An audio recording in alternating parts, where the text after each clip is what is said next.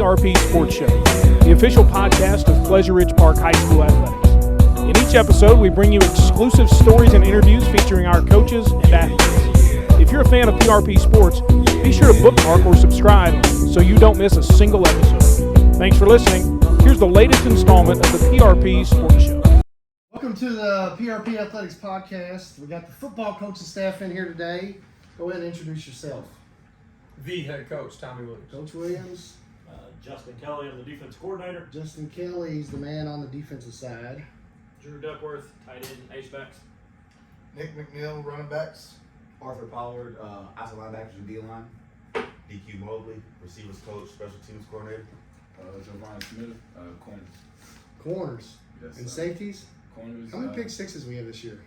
7. 7? Pick sixes? 7 pick sixes? Yeah. Pick sixes? Nah, pick Picks. sixes. Well, we got like 3 pick sixes, Yeah, right? we'll take all of them. Yeah, that's All I heard was that's picks. really an amazing, They that's all really mean an the same. amazing stat at this point in the season. So, speaking of that, on this season, the point, how's the season going so far? Incredible. Couldn't be more proud. We went out and played a tough Taft team week 1. Very talented bunch. They had 7 Division I kids on that team. Turn around, beat Bullitt East, defending 6A state champs at our place. And then we were really banged up. We were down 7 starters, headed out to Ballard, but we bounced back, beat our rival in Butler, and then a big win versus a pretty good North Hardin team last week. So 3-2 when the world would probably expect you to be 1-4. Yeah, it was a pretty good start to the season. So and I was excited when we beat Bullitt East. Although I had to do the clock, and I know they were threatening them. They were I know what they're like. They're gonna throw a flag on us. They're gonna throw a It's flag actually on a funny us. story. So the official comes over and he said, "One more time, and we're keeping the clock on the field." He said, "Do you have a new clock operator?" I said, "It's our athletic director." He said, "Oh no." So, and the reason why there was a guy who wanted way too much money to do it, and I was like, you know what? I'll save the cash. They saying I'm gonna pay him my own money to do this. I'm never doing this again. Coach Webb will be back. So it's gonna be good. So we'll take him. So Kelly, how's your defense going this year? I said, I think we're playing all right. We did change it up a little bit this year. We switched to a 3-4. We had traditionally been a 4-2-5, 4-4 under Coach Atzinger. You know, it's my first year doing this. I learned a lot from the guy over my first 6 years here. I kind of studied as a mentor, and you know, we just wanted to come in, change it up a little bit. We had a little different personnel. Wanted to emphasize a lot of the same things. We had a lot of the same kids, tackling, forcing turnovers, sending a lot of pressure. As Vaughn alluded to earlier, you know, we have been able to have 7 turnovers, 3 of them for pick sixes, 2 of them in the Bullitt East game. So anytime you're turning defense into offense and scoring points, it's a good thing. We've got, you know, multiple kids that have stood out this year. Guys like Grego Scott, who's a senior, took a big step forward on the D-line. Tucker Roth is playing like an all-state kid. He's a top 2 or 3 tackler in the state right now. He's got a ton of Division I interest, so we're really proud of that kid. And then it all kind of in the back end, Malachi Blackburn's a senior who's really leading the back end of our defense. He makes all of our calls, all of our checks. So, you know, really proud of the way a lot of those guys in them levels have been able to step up for us. Amen to that. Shout out Coach Atzinger. I know you're watching this because you have nothing else to do right now. Ah, we missed you. Yeah, we miss Blake. I miss him playing DJ up in the press box. And every game having the sound set up perfectly working, and then all of a sudden it stops working because Coach Atzinger will go up there and move everything around. Between him and Ray Watkins, it's like We appreciate you too, right? it is what it is. It is what it is. So, how's your season going here, Drew? Oh, it's going great. You know, third year here, third year coaching altogether. You know, I got Tuck on my side of the ball as well. Tucker Roth, Jerry King. Love those guys to death, man. Those guys are give us everything they got on both sides of the ball. I enjoy every day coaching. Jerry's really filled out like he's got now. Feels like $1 million. The weight room is really helped Not him. for sure. Jerry started getting to the ball. The weight room has really helped him. If you can see that. We'll talk about the weight room and the facilities later on. So, Coach McNeil, how about them Wildcats, man? How about we got a 3-headed monster in the backfield. It's 4. I'm sorry, 4 with John. Good job. But you know, John comes into the Butler game or Ballard game, goes for 60 in the second half. Yeah. and then goes for 103 against Butler Yeah. with Dontre and Debo being hurt in the Butler game. He really stepped up, but a four-headed monster. We can call any of those guys' names. We know who they are, who they aren't, and they're playing some very good football right now, running the ball downhill hard. And we've put all, they've basically put sometimes our offense on their back and said, hey, we're gonna go do it. Yeah, I mean, sometimes it's all the time. Right? They get dirty yards too, and keeping the chains moving, and lets us play the brand of football we need to play. Well, and that's changed a lot too, because we've kind of been a wide open offense. You throw the ball around, and we led the state in passing the last 3 seasons, and then we came out this year, with the new identity, run the ball down people's throats and play a different brand of football, lean on a heavy offensive line. So it's really helped the defense out. Yeah, defense stays off the field. Just as an observer, though, it looks like our offensive line, our running game's getting better every single week. Yeah, our offensive line is. a little better every week. This is the best offensive line that we've Butler had. game, you take away the fumbles, it's 21-0 in the first quarter. Yeah. But Butler did play good against us. They did. And Second half, The it head was coach knows us well. with Bullet East, it was domination in the second half. Up front, we won the game up front against them. In that game, after halftime, I think we made pretty, we just dominated. With those 3 backs, though, it's nice because none of them are ever tired. Yeah. So we're constantly leaning on defense. Fourth quarter, we're still fresh. They're tapping. We had a pick 6. That really helps the offense. They're coming out of half too, as a traditionally not very good third quarter team, and we come out and Butler gets us a pick 6 immediately. We turn around and try to put the nail in the coffin, and then the end of the third quarter got a little tricky there on the sideline and took a little bit of the wind out of our sails, but we finished North Hardin. I was last worried week. about that. Yeah. Well, we move on. Yeah, it was like we lost our steam, and Right. but then we did a good job of picking it back up, and then Started finishing the with game. Yeah. I was proud of the way they finished the game because a lot of times I've been around teams that they just collapse and don't get off the mat. Yeah, well, you got to have those dudes up front because when they continue to win the line of scrimmage on both sides of the ball, we're getting to the quarterback, we're forcing out bad throws against a team that want to throw it around a lot. But when you got guys like Therick and Q and Joey and Buck and dudes that are they're gonna get fit, they're gonna stay fit, and you're not gonna give up tackles for losses. You're playing ahead of the chains all night, and I think we did a really good job of that last week. Arthur? So our D-line and outside linebackers, I think Grego Scott has made probably the most progress we've seen in a kid in the 2 years we've had him. I mean, from on and off the field. Yeah, on and off the field. From not doing his job at all last year and basically not playing his junior year to being an every down starter for us has been huge. And I think moving Jerry to outside linebacker and letting him come fully off the edge has really changed his game, let him do what he does really well. Right. And shout out to Anthony Butler for stepping up and playing Sam for us when all of our Sams get hurt every week. I don't know if it's coaching or what, but our Sams are not very tough right now. I'm just joking. But we really do have some guys in that front 5 that have really stepped up and played really good football for us, like Colvin, Therick, and Q all rotating at nose, basically wearing down the offensive center every single game. And Jay Sean Ersry and Dante Smith have been rotating at the other end spot and playing really well for us. Hopefully those guys continue to improve and continue to keep playing this year. Well, and it's it, and Pollard's also the run game coordinator, draws up all the run cards every week. We talk through the fit, and yesterday when looking at the stats from the KHSA, our defense right now does lead the state in run defense.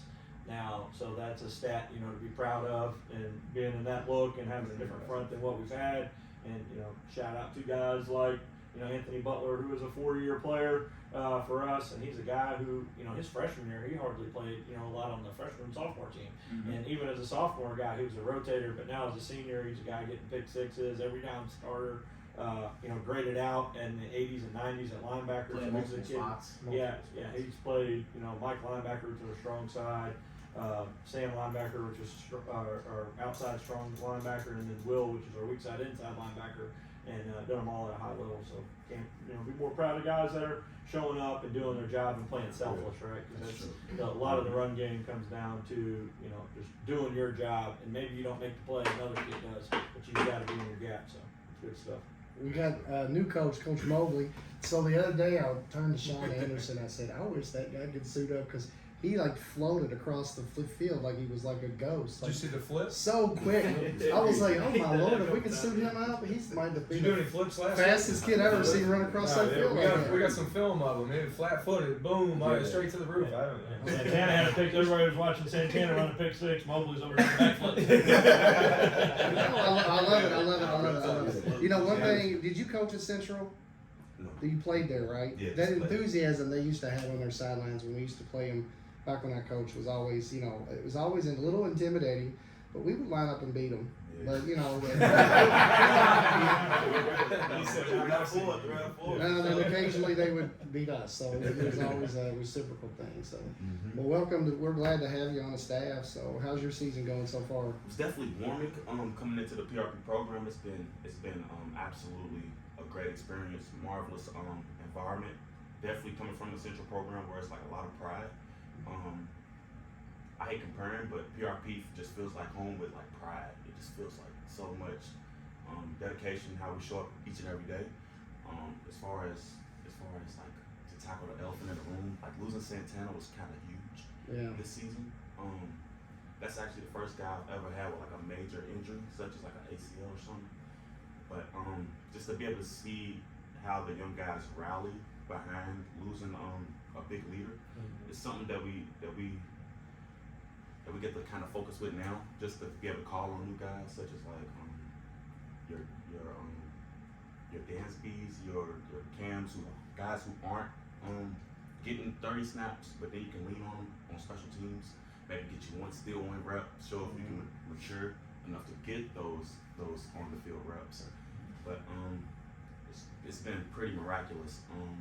Outside of that huge injury, I'll say that the guys are great. The guys are definitely growing each and every week. Especially with an offensive scheme that's like so high level. Our playbook is definitely like a high level playbook in terms of if you're gonna transition and try to head towards those main Division I schools, you gotta emulate that stuff at a younger age. So being able to have that playbook is like really like solid for me, and that's a major thing for me personally in terms of like PRP. But to talk about special teams, man, it's been something different every single week. We kind of been trying to do new looks, kind of put the offense close to the red zone, defense close to the green zone. Anything else once we get to those Special grades? teams, we got us a kicker. Yeah. I know that. Yeah, we Victor.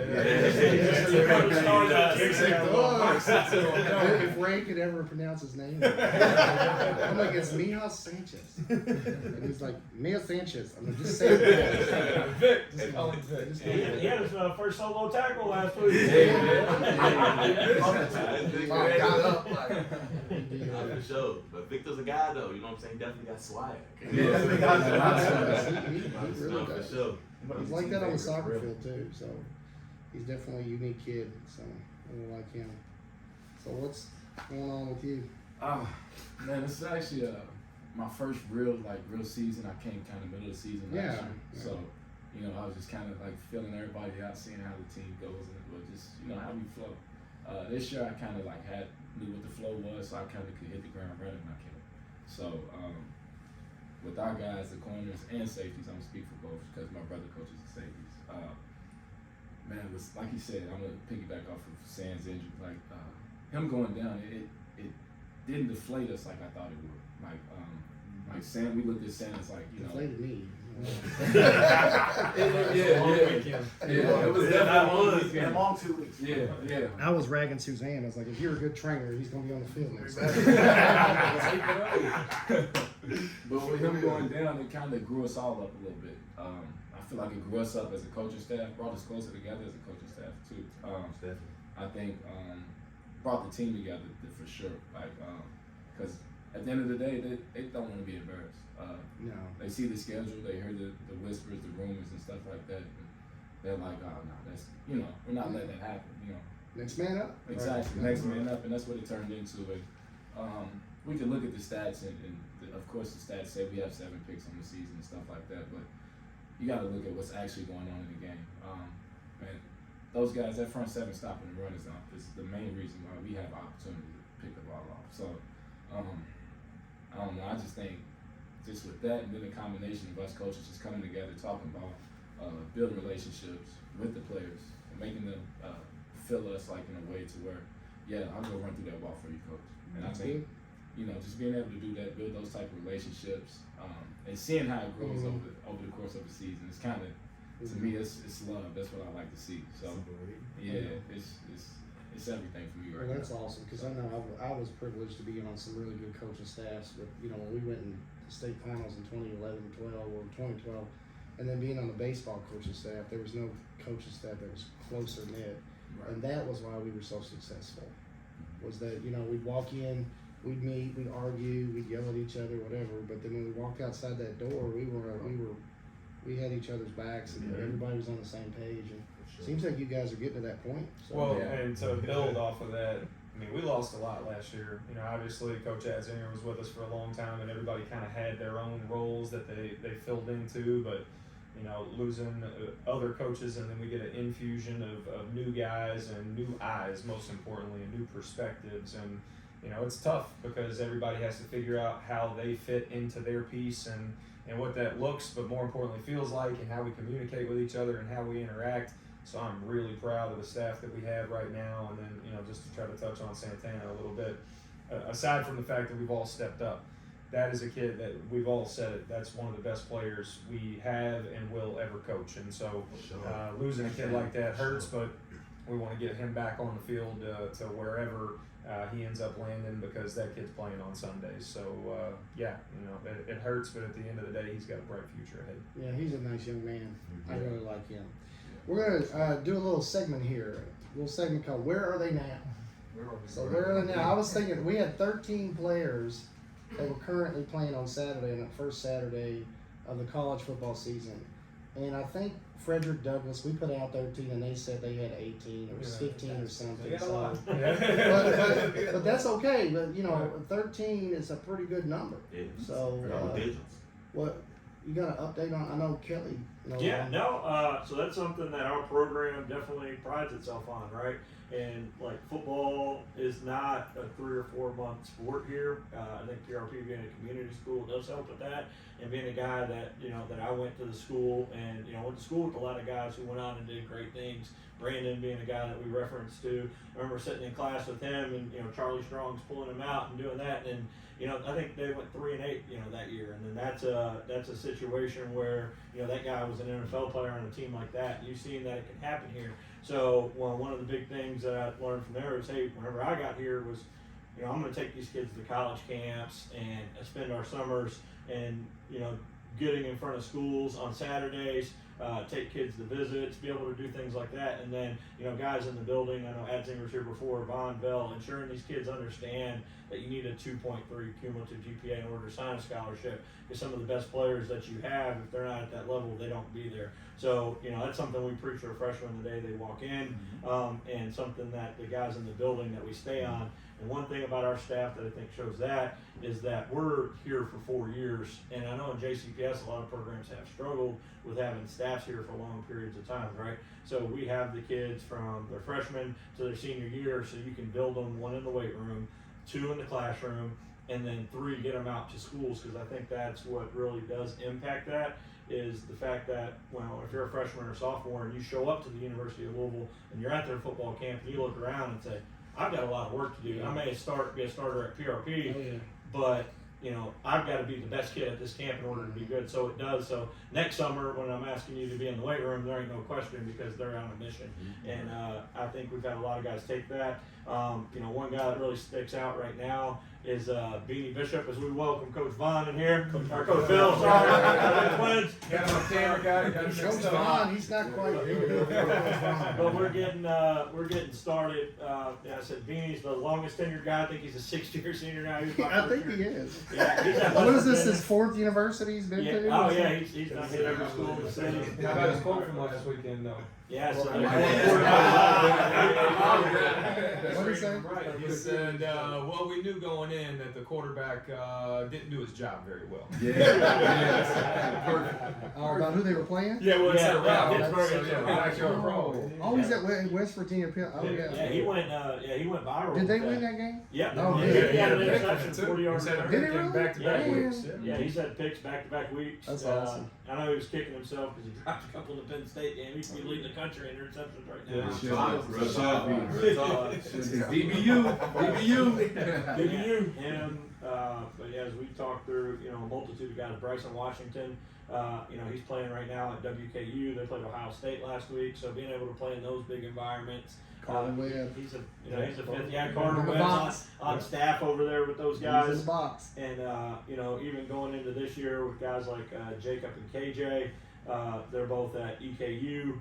Elijah Reed's at the University of Kentucky. So we've got multiple kids playing Power 5. How about kids having them playing both on the FCS. field? No, it was awesome. Two PRP kids on the field in that game the other day at UK. Yeah, That's no, pretty cool. Yeah, no, that's his. And then we've got another couple guys on the team too, right? With Yeah. AJ Woods and KJ, being walk-on guys that are gonna have the KJ's opportunity dressing, to play. right? Yeah. Yeah. AJ was dressed at the game on Saturday, right? So trying to pay it forward. That's good. We had a lot of our seniors and juniors down there on a visit on Saturday, and they were able to see kids that they played football with. Play Division I football, from the sideline and make that real, make those connections with coach.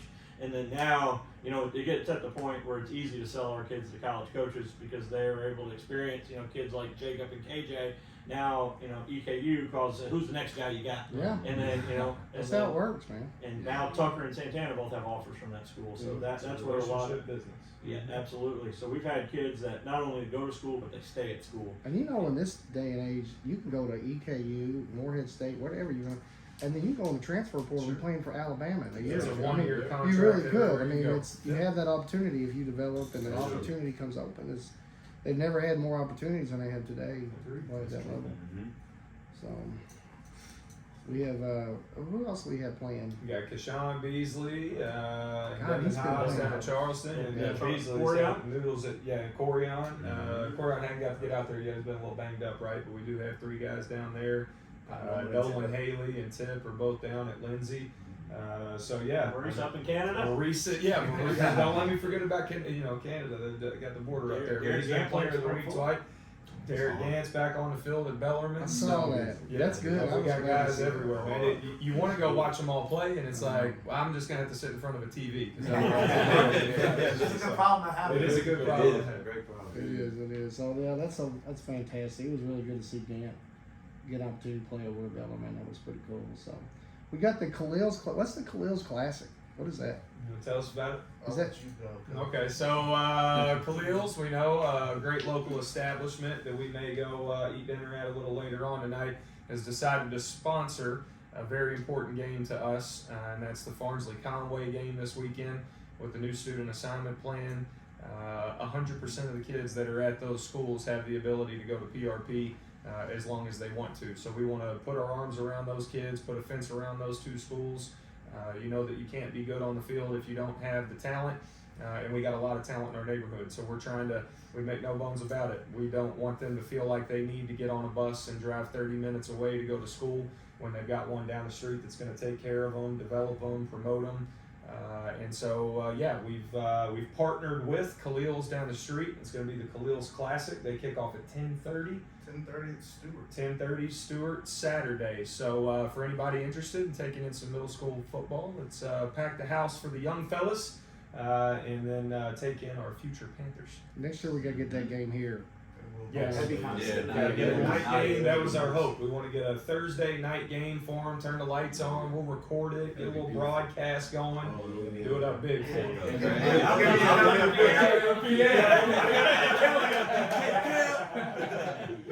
We got well. Speaking of that, we've had a bunch of facility. We've been very, very lucky in the last couple of years with Miss Duff. Sherry Duff she's an athletic supporter. Incredible. She is great. Now Miss Salyer always did everything in her capacity to help us expand anything that we wanted to do. But Sherry Duff has had the opportunity and she's taken advantage of it. So I know we've had some facilities. So we remember we sat down in July and in a committee and we were like, what do you need in a weight room? And so how did that work out? Oh, it was incredible. Everybody, and the best part about that, we all really had a very similar vision, and we wanted to try to get as many people in that weight room as possible, and we needed to expand it. So we were able to knock out a wall and basically bump 2 classrooms together to be able to expand our indoor facility. And then we were able to turf the outdoor. So for us, we got a lot of kids in there at the same time, and we get to go through a full rotation and get some indoor work on the squat racks, and then some space to spread out on the other sides for more of our plyometric and core work, and then get outdoors. We got some push-pull sleds, and really took a big step forward there this off season. Got a snack machine in the corner that has some nutritional things in it that they can fill their bodies with, and then little things like the locker room. We've got some new turf laid down in there, so it's got a little bit of a spruced up feeling to it, and then that will all very likely pale in comparison to this new stadium that is on the way, and we're very excited about. Unfortunately, I got to be a part of that process of the selection of the turf, and new grandstands coming in, and it's starting to feel like the place that kids can really be proud of. Not that they weren't, but from a facility standpoint, when you walk into something nice, you want to keep it nice. And when they don't need to, again, drive 30 minutes across town to get those facilities, the things that they need to be able to improve, and the conversations that we're having with our alumni like Brandon Dunn and the things that he wants to do for the program, and when it comes to football equipment itself, and then potential indoor facilities down the road, the future is bright at PRP, and we're excited about what we've got right now, but we know that more's on the way. Yeah, I know that the football renovation is on track, so that's good. As exciting Yes. as I met with the company the other day. The guy come out. He was really good to talk to, and there's a schedule for when the demo is going to start, and we're on track. We got the stadium picked out. We got the press box picked out. We got the turf field picked out, and we didn't. You were at the meeting. Okay. JCPS was like, we want the best we can get, and that we're getting the best that company could provide. What is on Louisville's field today Yes. is exactly what we're getting, spec for spec. Exactly what U of U L has is what we're getting. So it's going to be first class, and it's going to be really nice, and the stadium's going to be beautiful, and we're going to have to move some buildings around. We have a brand new track. It's going to be everything's going to be so first class and so nice. I can't wait till that's done. And then we have some other. With Brandon Dunn coming in here, we're looking at, maybe building an indoor practice facility down the road. We're going to have to partner with some people, figure out how to pay for it. But that's a possibility down the road. No one in this town has things like that. And so, they are student athletes, and it is about education, and we understand that. But we know that kids are also passionate about sports, and we want to be the place that kids want to come to both excel in the classroom and on the football field. Well, the band would use it, the Right, cheerleaders sure. would use it, and everybody uses the facility. So Absolutely. it would be a complete upgrade for the whole community. So if you come to PRP on homecoming week, and if you were here on the day we had the parade, you would see the parade, Yeah. Valley Sports Little Leagues packed, the Ridge Youths practicing. We got soccer games going on. This is one of the few schools in our county that is a true community school.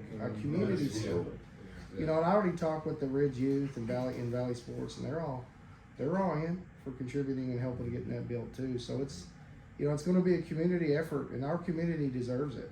We deserve first class facility for our kids. So I'm really excited about it. So yeah. You got anything else to talk about? Any other special topics? We got a big one tomorrow night. We get to go out to Male High School and take on the Bulldogs. As we told our guys, a lot of you normally come across these games and you feel a little more tension in the locker room, and it's like, oh man, we got them on Friday. It's nothing but smiles and confident eyes, and they've been nothing but doubted to this point in the year. Nobody thought we were going to go toe to toe with Bullitt East, and we beat them. After Ballard and they lose, saying they're done for the season, and we go 2-0 after it, and we are coming out swinging tomorrow. We are going to go toe to toe with them up front. We're going to go big on big. Nobody's ran the ball on them. We will. Nobody's turned them over like we have. We will. And tomorrow night is an opportunity to really put the flag in the ground and say we're backing up everything that we're saying. Yeah, it's a good opportunity. You know, it's been a while since we beat them, and you know, we go out there and strap it up, play again. Amen. How's the rest of the season looking? Yeah, district play. So we've got Meade County next week, and the first district bout that we have, we get a bye week, which after this run that we've had, we'll need to rest our bodies a little bit, and then we get to wrap it up with Manual and St. X, which is always, you know, exciting to be able to look forward to. We say this, and everybody, there's no one that can disagree. We play in the toughest district in the state of Kentucky. Manual's undefeated right now. St. X just lost to Cincinnati Elder, a really good team, but we know who they are. And then we rounded out with Hopkinsville for senior night, a travel game to come up. And then we're excited about playoff time, but it's 1 week at a time. I know it's cliche, but we can't afford to look ahead because every Friday night we've got a test ahead of us. And it's a good Meade County team that we play next week too. So, yeah, a lot of opportunities the rest of the way. Yeah, every team on our schedule is tough. So That's what I was doesn't going to get get easy. at. I think after last year and the last cycle, that we proved that we're the premier football program on this side of town. So then now, you know, we scheduled an out-of-state opponent, scheduled, you know, the best teams around town, and you know, a lot of teams in the South End just didn't want to play us. Yeah. So, They don't want to play us. yeah, a lot of, you know, it's tough to get teams, but you know, we're going to line up, play the teams that will play us, which happen to be some of the best teams in the state. And I think every game outside of the Butler game, which is a rivalry, we played a Division I kid on the other side. So that's something that you know, that as we went into pride in our program and getting kids to the next level, you play next level kids, you put that tape out, that gives you that opportunity. So. I always- get real dangerous. That's right. I always tell people, PRP, we don't have the luxury of, you know, playing down. No. We have to play. No. We're in the SEC West of That's it. Kentucky high school football. You know, and now we're the only 6A school out here. Yeah. And this side is 65, so. Real football Yeah. from Greenville Road, baby. Yeah. And they're tough. 6A is tough. Yeah, 6A it football, especially in Jefferson County. So it's Yeah. tough. So. Well, I want to thank you guys for coming in. I hope you enjoyed the podcast. Maybe we'll do this again later on, maybe, you know, a couple weeks or so. You're always invited to come in, so I appreciate it. Good luck. You guys are doing a great job. Keep up the good work, and let's go beat man. Thanks again for listening to the PRP Sports Show. For daily updates and schedules, search PRP Athletics on Facebook, Twitter, and Instagram. Until next time, go Ridge.